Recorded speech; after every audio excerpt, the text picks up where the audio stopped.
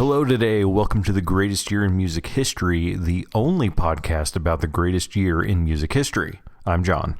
And I'm Jen. And if you're new here, we're currently discussing the second greatest year in music history, which is 1995, based on facts. Right. Season 1 was the actual greatest year in music history, which is 97. We all know that. Also Correct. based on facts. So anyway, one episode, one album at a time. So today's episode is all about Jewel's album, Pieces of You. Let's get into it. Yeah. So where did you first hear it? Well, I was sitting on the bathroom floor in a subway terminal.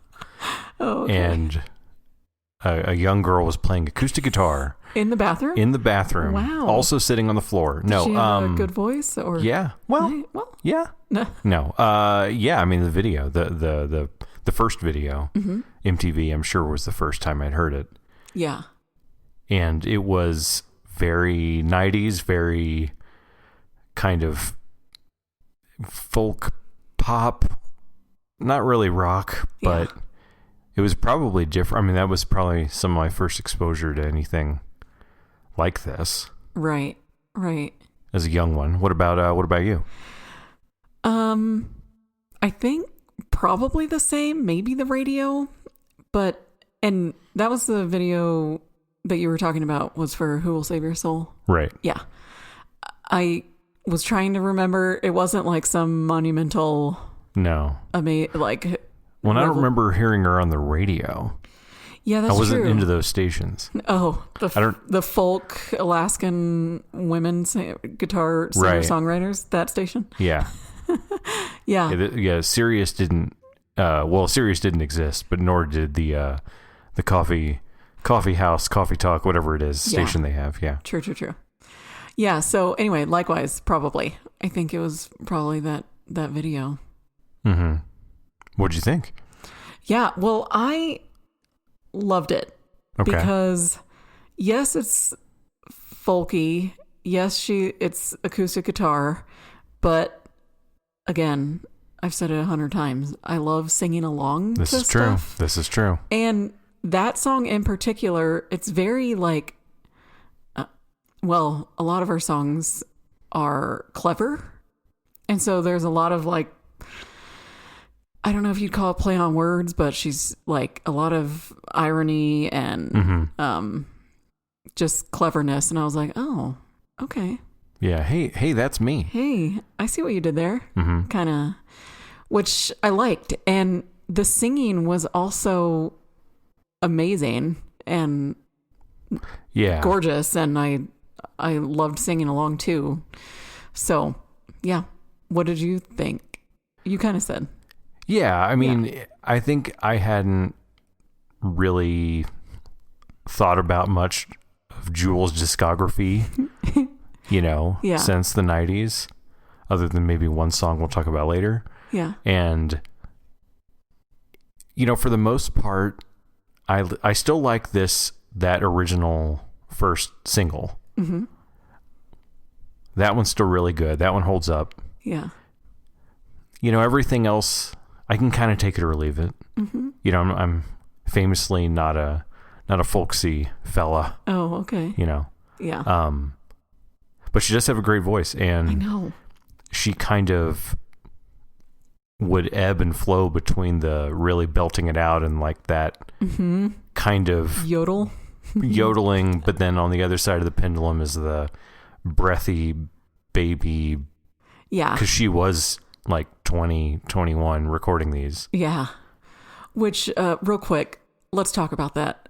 Okay, her and Alanis were 21 in 1974. By the way, they were only like a week apart. I think they were 21 maybe in 95. I meant to say 95. Sorry about that. That's fair. But they were born in 74.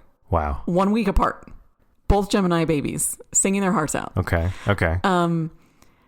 And I was like blown away by this, that they're 21 and that they've written these songs in their teenage years from 16 to 19 years old about like falling in love and not falling in love and hard stuff, like heavy stuff. Well, I mean, Jewel is essentially living out of a car. Right.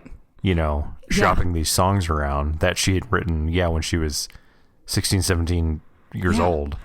But then I'm like, oh, wait a minute.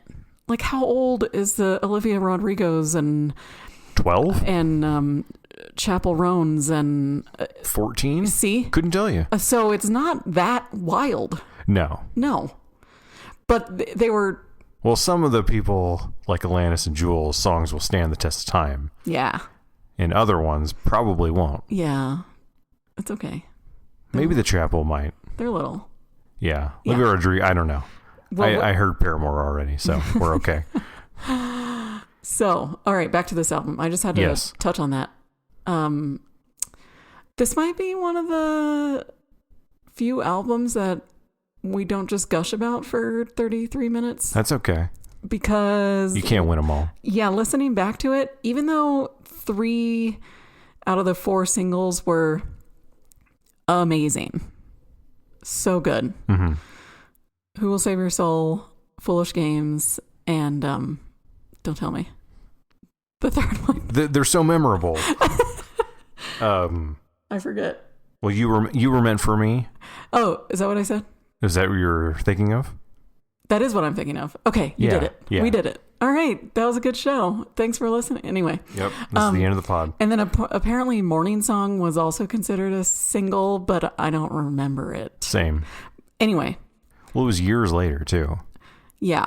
So those 3 very popular singles are very amazing, iconic, stand the test of time. Otherwise? I was shocked.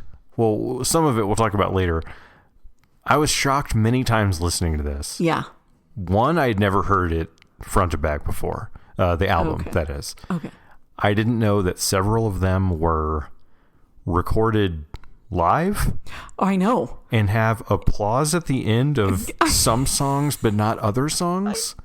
I know. And I didn't know that 2 of the 4 singles, you know, we're talking Grammy nominated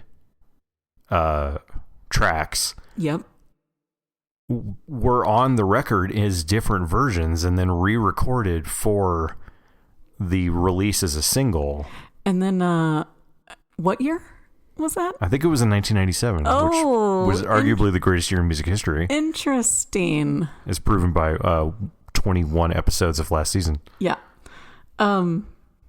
Yeah, agreed. So I had heard this album in its entirety back a long time ago, but I forgot the things like applause at the, like, we're listening to a coffee house. Yeah, I wanted snaps would have been funnier, I think. Yeah, I didn't think, I guess I never thought about it. Yeah. So it didn't hit me until I listened to it just how folksy, and some of the songs are straight up, and not in a bad way, country songs. Mm-hmm. True. Or at least like some of the original versions that are on the album. Mm-hmm. Definitely You Were Meant for Me. Mm-hmm. Yeah. I mean, the original is essentially a country song, and then she re-recorded it for the re-release in 97, of course.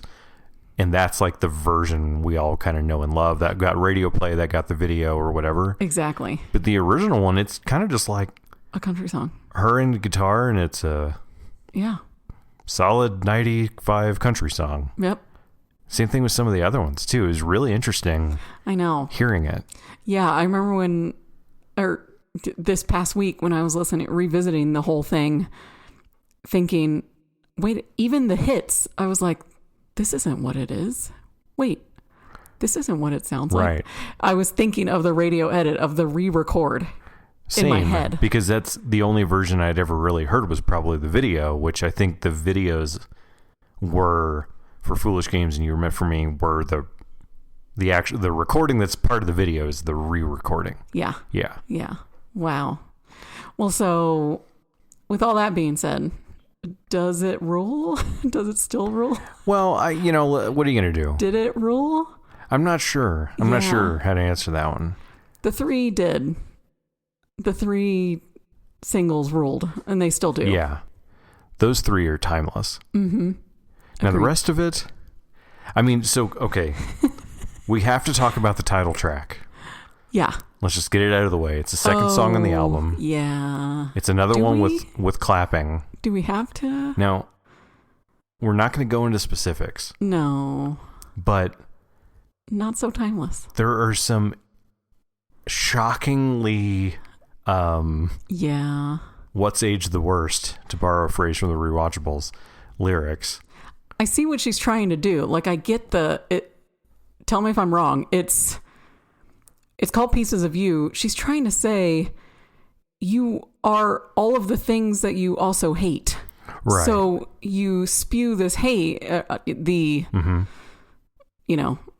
universal you, not... Yes, the royal you. The royal you, not you. Yeah. Or you listening. But everyone spews hate about certain things, about certain groups, about the things in which they hate, and yet that's part of them. That's a piece of them as well. Like, right. Well, pieces. Yeah, exactly. Piece of them, pieces of you.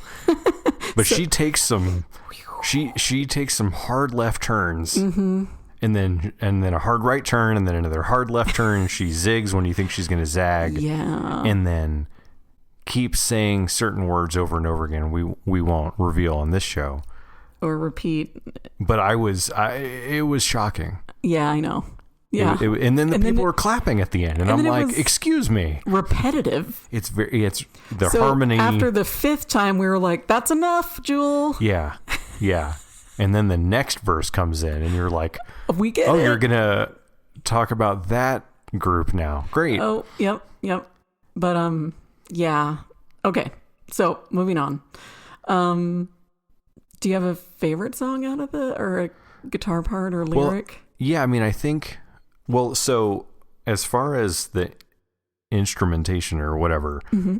on Who Will Save Your Soul, I love the little bass line drum bit. And I was really sad that most of the other songs on the record don't have some or any instrumentation other than just like her and guitar, mm-hmm. or her and piano or whatever. Yeah. So I love those little like bass fills with the drums and everything. Yeah. But out of the non-singles, okay. There's a song called Adrian. I liked that one. For some reason I was getting like Elliott Smith vibes. Oh, right. Yeah, who was also putting out records in 95. 95, yeah. No spoilers. And there's like a lullaby quality. It's just like her and an acoustic guitar, and I don't know, I really like that one for some reason. Mm-hmm. What about you? Yeah, I think Foolish Games might be my favorite. Okay. I'm trying to think. I love the other 2 singles, and then I kind of liked Near You Always a little bit. Mm-hmm. Out of the non-3 singles. Sure. Yeah. Yeah, it's tough because the singles, like we mentioned, they're different than the ones on the record. So when you're listening to the record start to finish, right. Foolish Games comes on, or You Were Meant for Me comes on, and it's different. It's literally different. I know. So it's jarring, incredible? And you're like, since it's so not what you're used to, it kind of just feels like, is this like a demo version? Like, what's going on? Right. So it kind of took me out of it listening to it. Yeah. Yeah. It was another weird thing I didn't think would happen listening to Jewel's first album. Yeah. Agreed. Never saw Jewel live. Never saw her live. No, I did back in my TV days. She was a guest on one of the shows, and I heard she was nice to work with. Oh, nice. So that's always something I love to hear. I will say this because I've followed her on Instagram for a long time. I think she's really cool. I think she's badass. Like, what can I say that? Yeah. Okay. I think she's very humble and like down to earth to the nth degree. And I don't know her personally, but I think she's, I don't. Okay. Unfortunately. I must have gotten the wrong notes. No, the show she was on was like an interview show, and like, yeah, I think humble's a really good way to put it. She didn't seem like she was this 12 million record selling, right, Grammy nominated, VMA winning, CMA nominated. Like, she didn't. She just seemed like a normal person, just there to have like an hour long chat. Yeah. And she also seems very unjaded. Yeah. There's not even guards up. Like, she's not protective even, or maybe she is, but she doesn't come off as like, well, I can't say this and I shouldn't say that because what if they misconstrue it? Mm-hmm. How some celebrities probably are protective like that. Especially because she's been super famous for literally now 30 years, which we should mention. Oh, yeah. This week is the 30th anniversary. Yes. So cool. Happy birthday. Yes. If that's something you participate in. Celebrate. Hopefully Jules listening to this, I know she'll hear it, but hopefully she hears it during this first week of this episode releasing. Yeah. We record in advance, but when the episode comes out, it'll be right around that 30th. I know. To the day. Too cool. Well, yeah. Anyway, long story short, she seems very cool, very down to earth, and very like approachable. Yeah. Almost. And I just think it's awesome. Yeah, and it's just so cool to see someone still human. After a 30-year career. I know. Agreed. That's still going. She's so cool. Okay, anyway. We should talk about the videos. Yeah. Let's do it. Iconic. Iconic. Well, real quick, first things first, I was shook when we watched them together because I forgot, like I kind of remembered what Who Will Save Your Soul looked like, and that was etched in my memory. Same. The other two, I was like, I don't know if I've ever seen those. Nope. It all came flooding back. Yes. And I was like, I've seen these. I've loved these. They're so good. Yeah. Yeah. I mean, so the first one, Who Will Save Your Soul? Mm-hmm. First of all, gross. You're sitting down in a public restroom. They filmed it in a real women's restroom. No. Somewhere in LA. No. In 95. What could be...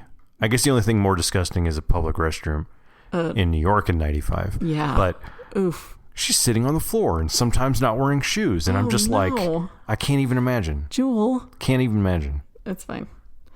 Yeah. Who will get a tetanus shot? I was thinking. Yeah. But it's still very 95. Yes. Intercuts from black and white to color to black and white to color. Yeah. Close-ups to her face, which is a through line, whether it's Sarah McLachlan, whether it's Alanis. Of course. Just, Well, I mean, this is pre-social media, so MTV, you got now on our devices, you have, less than a second to grab your attention. But back then, I'm sure it was closer to 10 to 15 seconds. So if you're not showing something eye-catching in the first bit, people are going to go to the next channel, Yeah. Yeah. And then what was the next one we watched? You Were Meant for Me? You Were Meant for Me. That was very abstract, interpretive dance almost. It was giving high school play. Yeah. It was like, what is happening? It's like, we're going to cut to some shoes that are on a floor. Yeah. She's sitting on the floor again, then she's... It means something. We don't know. Yeah. She knows. At one point she's singing and then another hand just like touches her face. And it's like some dude and he's under a cover somewhere. And I'm like, hello, COVID. Yeah. Just kidding. Now this one and Foolish Games, these were definitely as part of the re-release. Again, like we mentioned earlier, the re-recording. Mm-hmm. So you can... I feel like you can see a visual difference between someone who's 21 to now who's like 23. Yeah, agreed. And even quality-wise or production-wise, you can almost tell a difference too. Yeah. Not because the first one was in a bathroom, but just the quality, literal. Yeah. I imagine she had a much bigger budget. Mm-hmm. You know, those are Grammy-nominated songs. Yeah. VMA nominated. Actually, one of them won. Oh, really? The You Were Meant for Me. She won Best Female Video. Oh, now okay. this was in '97 because that re-release we keep talking about. Yeah. So did you know? You probably did because you also did research. When it came out in '95, the second greatest year in music history, Mm-hmm. It almost failed. There was nobody picked it up, nobody listened, and then Bob Dylan was like, come on tour with me and be the opening act. Yes. And that is when it picked up steam. It's crazy. Mm-hmm. I read also that there was a bidding war between the labels. Oh. Because she was getting like sort of popular, but only locally in California because she would play on the street. She would play in coffee shops, play in bars, living out of her car for kind of during that, you know, not really touring, but you could kind of say just going from town to town playing. Mm-hmm. Oh, yeah. Imagine you're trying to get a latte and someone, not just like, oh my gosh, Jules there, but more like we've all been in a coffee shop where there's just the worst person in the world playing. Open mic night. Yes. I know. Imagine being in a coffee shop, you're trying to order a big latte and someone of this caliber is like, no, just next to the couch belting out Who Will Save Your Soul. What a time. Yeah. We don't have that now. No. Dang. I think the only time you have that now is if you're in like Nashville. Right. And you go to a local haunt. Right. And someone's up there and then incredible. All of a sudden they're like famous. Yeah, that's true. You know, that can kind of still happen, but what a time. I know. Yeah. Quick cue, was Foolish Games on a soundtrack? I feel like it was, right? Yes, it was on the Batman and Robin soundtrack. Okay. Yeah. In 97. Wow. Did it play during the credits? When did it play in the movie? I don't know. Okay. All right. Maybe it was during the part where Arnold Schwarzenegger as Mr. Freeze tells him to cool off. Oh, okay. Because his name is Mr. Freeze. So he says cool off. Could be. And then Jewel kicks in. No, the Foolish Games video, that was so 90s. That was very Shania-esque. Well, there's horses. There's sheer garments. There's a flower crown. It's not really black and white, but it is. It's more like this blue It's very tint. monochromatic. Yeah. Which 95, 97, I mean, that was starting to hit. You'd see it in some movies. Mm-hmm. You know, David Fincher loves green. Okay. Or you look at, I mean, his movie Seven came out in 95. It's very, like, monochromatic. Right. That green, but greenish, bluish stuff, you know, he was already doing that back then. Yeah. But it was good, though. Yeah, she's on a horse. Mm-hmm. Yeah. I loved it. It feels very classic. Yeah. And still holds up. Mm-hmm. I mean, the re-recordings, we didn't really talk about it, or maybe we kind of did. Not only were they re-recorded, the re-recordings are so much better. I know. And one of them, I should have... Production value, maybe? I don't know. Yeah, I should have written it down, but I didn't. There's literally an added line or two. I think it's... Sure. Was Foolish Games one of the re-recording? Yeah. I think it's that one. There's an extra line. It's so much slower on the 95. Yeah. Yeah. Anyway. It's more stripped down. Mm-hmm. Less instruments. Less. Doesn't sound like as full. Yeah. You know, you can tell on the newer ones, they definitely. There's more harmonies. There's more backing vocals. I mean, it's all her, of course, but you know, just has a lot more oomph to it. Yeah. So it makes it have that classic operatic. Yeah. You know, Foolish Games is very, very operatic, I think. Mm-hmm. And then the video shows that too, again. Yeah. True. Which is awesome. Love it. Is this their best album? Well, yeah. I mean, here's the thing. Did you listen to I've never heard another Jewel song. 13 full studio albums, 20-something EPs, I think. That's out of control. A lot of music out there. Yeah. From Jewel. Which is great. Hey, good for you. I know. That's her role in this world, I think. Her gift. Well, should we talk about... I just lied. I just said I haven't heard any of her songs. Mm-hmm. But there is a song we've heard many, many, many times that was not on this album. What? I think you know it. It was part of a family band. And I think... Should I tell my story? I think you should tell because your story about it is great. Okay. You're talking about the theme song, right? Of course. Okay. So, all right. I can't wait to tell this story. I've been dying to. So, years ago, I was obsessed with TV shows, specifically on the Discovery Channel, about Alaska. Whether it was Bering Sea Gold, Deadliest Catch, Alaska the Last Frontier. Right, you're just naming them. She's not even looking at her notes. No, because I don't need to. Okay. I miss those shows. I stopped watching them, but I know in my heart I love them. Sure. Well, I was really into this Alaska the Last Frontier show. Yeah. Which is all about... And this was what, like 10, 12 yeah. plus years ago? Yes. I remember we would watch a few together. It follows a family near Homer, Alaska. And the family has been living off of their own land since the 1950s. And it just follows like their daily life, like sustainably living off of their land and like, preserving food and hunting and because they got the land as part of that homesteader agreement. Like once they finalized like the whatever Alaska acquisition and it became a state, it was like, listen, if you can go out there and you want to live there, cool, it's yours, because we're not gonna like go and clear trees and like form cities. Right. And so we had already watched a few episodes, a few seasons.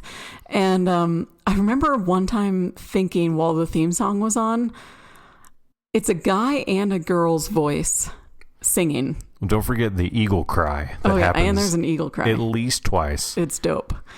And there, all of a sudden, I remember being like, the girl's voice sounds really familiar. I think it's Jewel. And you were like, I don't know. And I'm like, I'm going to look this up. I'm pretty sure it's Jewel. So I Google it. It is Jewel. It is indeed. And the guy voice is her dad. The father. Who is in the show because it's following a family, which is her family. Her actual, literal family. Her name is Jewel Kilcher, and the entire show is about the Kilcher family. Yes. Well, I didn't realize what her last name was or that there was any relation whatsoever for a long time. Like, of course. Yeah. But I found this really funny story while I discovered this fact that she had like called home before they started airing the shows. They had only just started filming the shows, and she had called home and she was talking to her uncle, Otto Kilcher. Right. Because the show follows her dad and uncle and cousins and siblings. And stepmom and et cetera, et cetera. Yeah. And she's like, hey, how's it going? What's going on? And he's like, oh, I forgot to tell you, we signed a contract for a TV, but he didn't say like a TV show in which we will be filmed. And so she was like, oh my gosh, Uncle Otto, you don't need to sign a contract for a TV. You just go buy it. What do you mean you signed a contract? Who's trying to scam you? And he's like, no one's trying to scam us. No, I mean, we signed a contract with Discovery. And she's like, what? And he's like, yeah, we signed a contract with the Discovery Channel, and they're going to come out here with their camera crews and everything, and they're going to film us just like taking care of the land and the livestock and everything, and your dad and your brother. And she's like, what? And at this point, she's like angry, and she thinks that Discovery Channel is trying to exploit her family as a, we're going to get Jewel. Or is just like a gimmicky show. Yeah. Because back then, I mean, now I don't know, because we don't really follow reality shows as we did. But back then, there were so many hacky, gimmicky, awful. Yeah. Taking it, like literally just taking advantage of people. Right. And that's what she thought this was, that they knew of the relation. And that she was just upset. Like, they're trying to scam you. Yeah. So she gets off the phone with him and decides to get a hold of Discovery somehow. And she does. And they're like, wait, who is this? And she's like, it's Jewel. And they're like, Jewel, why are you calling us? They're like, oh, great, big fan. I don't understand what's happening. Yeah. And they Do you want a show? What do you want here? Right. They didn't even know that there was a relation until she called them. Yeah. She's like, why are you trying to do this to my family? What's your intentions with my family? And they were like, wait, who? What? What's going on? Like the Homestead people or your family? She's like, this is my dad. Yeah. So anyway, I remember when I found all of this out while we were watching it. Yeah. And I was just like freaking out.